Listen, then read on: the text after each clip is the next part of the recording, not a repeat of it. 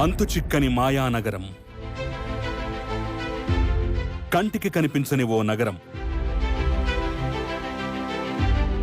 భారతదేశానికి ఉత్తరాన ఉందన్న సంగతి మీలో ఎంతమందికి తెలుసు? అది మానవ మాత్రులకు ప్రవేశం లేని ప్రదేశం, అందరికీ కనిపించని స్థలం. అది కనిపించాలన్నా, అక్కడికి చేరుకోవాలన్నా మానసికంగా, శారీరకంగా కష్టపడాలి. ఆ నగరాన్ని మన కంటితో చూడాలన్నా ఎంతో యోగం ఉండాలి. ఎవరికి పడితే వారికి అంత ఈజీగా కనిపించదది. ఇక్కడ నివసించే వారికి మరణమే లేదు. రాబోయే రోజుల్లో ప్రపంచాన్ని పాలించేది ఈ నగరమే. సత్యయుగంలో ఉన్నట్లే అక్కడ ధర్మం 4 పాదాల మీద నడుస్తుంది. ఎంతో అందమైన ఈ నగరాన్ని భూలోక స్వర్గం అంటుంటారు. ఒక్క మాటలో చెప్పాలంటే జగదేక వీరుడు అతిలోక సుందరి సినిమాలో స్వర్గం నుంచి వచ్చిన శ్రీదేవి భూలోకాన్ని చూసి అందాలలో అహో మహోదయం అంటూ పాట పాడుతూ ఉంటుంది కదా. ఆ పాటలో చూపించినట్లే చాలా అందంగా ఉంటుంది ఆ ప్రదేశం. అదే హిమాలయాలలో ఉన్న శంభల అనే నగరం. మరి అంతటి పవిత్రమైన ప్రదేశం శంభల ఎక్కడ ఉంది? ఆ నగరం ప్రత్యేకత ఏంటి? అసలు శంభలలో ఎవరున్నారు? శంభల ఎందుకు రహస్యంగా ఉంది? అక్కడికి చేరుకోవాలంటే ఏం చెయ్యాలి? వారికి ఉండాల్సిన అర్హతలు ఏమిటి? ఎన్నో సంప్రదాయాలకు కేంద్ర బిందువైన శంభల గురించి కొంతమంది పరిశోధకులు తమ జీవితాన్ని ధారపోసి కొన్ని విషయాలు మాత్రం సేకరించగలిగారు. అక్కడికి చేరుకోవాలంటే ఎలా? అక్కడి ప్రజలు ఎలా ఉంటారు? వారి జీవితకాలం ఎంత? వారు ఏం చేస్తుంటారు? వంటి వివరాలు సేకరించారు. మరి అవేంటో ఈ వీడియోలో తెలుసుకుందాం. ఈ వీడియోని ఎక్కడా స్కిప్ చేయకుండా చూడండి.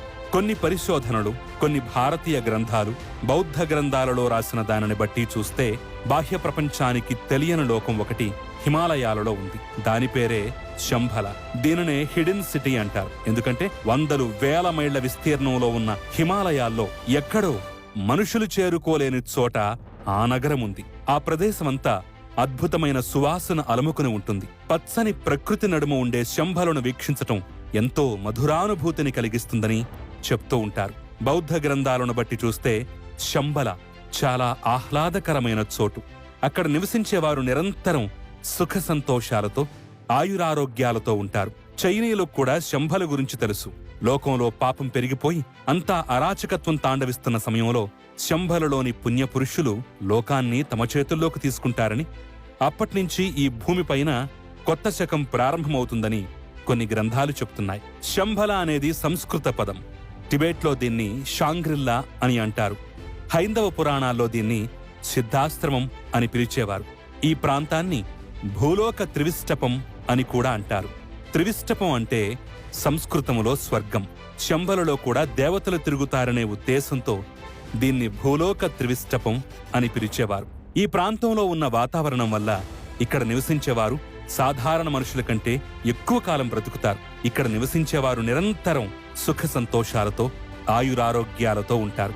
అగస్త్యుడు, వశిష్ఠుడు, మార్కండేయ, జమదగ్ని, విశ్వామిత్రుడు, అశ్వత్థామ వంటి మహాపురుషుల నుంచి నేటి అచ్యుతానంద, విశుద్ధానంద, మౌనస్వామి తదితర యోగులు, ఋషులు ఇక్కడే తపస్సాచరించారు. అంతేకాదు అత్యంత పవిత్రమైన శంభల నగరాన్ని కనులారా వీక్షించారు.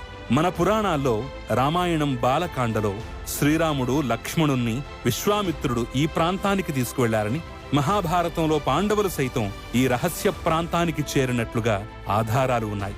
ఈ నగర విశిష్టతను తెలుసుకున్న రష్యా 1920లో శంభల రహస్యాన్ని తెలుసుకోవటానికి తన సైన్యాన్ని పంపి పరిశోధనలు చేయించింది. అప్పుడు శంభలకు చేరుకున్న రష్యా మిలిటరీ అధికారులకు అనేక ఆశ్చర్యకరమైన విషయాలు తెలిసాయి. అక్కడ యోగులు, గురువులు దాని పవిత్రత గురించి తెలిపారు. ఈ విషయాలు తెలుసుకున్న నాజీ నేత హిట్లర్ 1930లో శంభల గురించి తెలుసుకోవటానికి పరిశోధనలు చేసేందుకు ప్రత్యేక బృందాన్ని పంపాడు. ఆ బృందానికి హెన్రిచ్ హిమ్లర్ నాయకత్వం వహించాడు. హిమ్లర్ శంభలలో మరెన్నో వింతలు, విశేషాలు, మానవ మాత్రులు కలలో కూడా అనుభవించని గొప్ప అనుభూతుల్ని సొంతం చేసుకున్నాడు. అక్కడ గొప్పతనం తెలుసుకుని దేవతలు సంచరించే ఆ పుణ్యభూమి భూమిపైన ఏర్పడ్డ స్వర్గమని నాజీ నేత హిట్లర్కు చెప్పాడు. దీంతో ఎలాగైనా ఆ నగరాన్ని తన ఆధీనంలో ఉంచుకోవాలన్న తలంపుతో హిట్లర్ మంత్ర, యోగ విద్యలు కూడా నేర్చుకున్నాడట. ఆ ఆసక్తితోనే సంస్కృతం కూడా నేర్చుకున్నాడని చెప్తారు. శంభల గురించి హిట్లర్ సంస్కృత గ్రంథాలను అధ్యయనం చేసినట్లుగా చరిత్ర చెప్తోంది. అందుకే తన జెండా గుర్తుగా స్వస్తిక్ ముద్రను వాడాడని చెప్తారు. అలా కొంతమంది ముఖ్యమైన అనుచరులతో కలిసి రహస్యంగా శంబల వెళ్లేందుకు ప్రయత్నించాడు హిట్లర్. అక్కడ ఆధ్యాత్మికవేత్తలతో కలిసి వారి సహాయంతో ప్రపంచాన్ని తన గుప్పెట్లో పెట్టుకోవాలని ప్రయత్నించాడు. అయితే ఆధ్యాత్మికవేత్తలు హిట్లర్తో విభేదించడంతో చేసేదేమీ లేక ఖాళీ చేతులతో వెనక్కి వెళ్లిపోయాడు. ఈ విషయం గురించి ఫ్రాన్స్కు చెందిన చారిత్రక పరిశోధకురాలు, ఆధ్యాత్మికవేత్త, బౌద్ధమత అభిమాని, రచయిత్రి అయిన అలెగ్జాండ్రా డేవిడ్ నీల్ ఎన్నో గ్రంథాలు రచించింది. 56 ఏళ్ల వయసులో ఫ్రాన్స్ నుంచి టిబెట్ వచ్చి లామాలను కలుసుకున్న అలెగ్జాండ్రా వారి ద్వారా శంబల గురించి తెలుసుకుని అక్కడికి వెళ్ళిందట.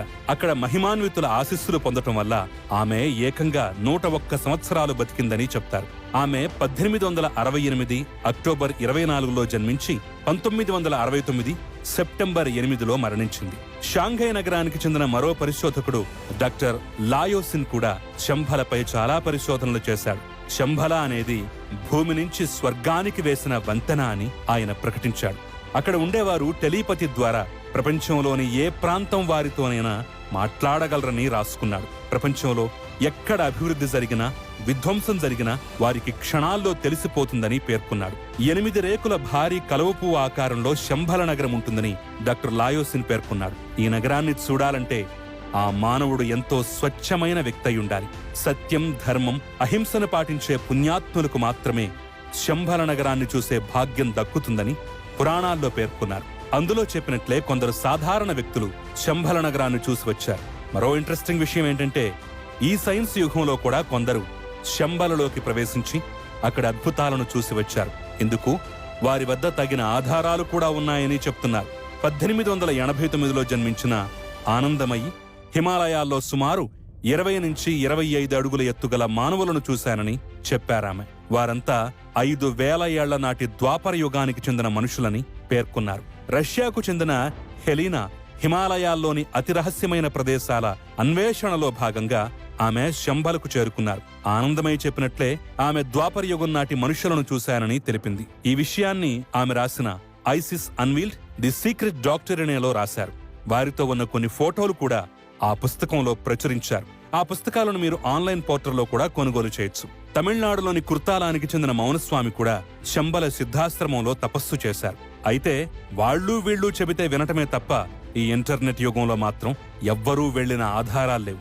మరి ఆ ప్రదేశం హిమాలయాల్లో ఎక్కడ ఉందనేది ఇప్పటి వరకు రహస్యమే. అంతేకాదు, ఆ ప్రదేశం అనేది ఉందా, అసలు ఉంటే ఎలా కనుక్కోవాలనేది ఇప్పుడు $1 మిలియన్ ప్రశ్నగా మారింది. మరి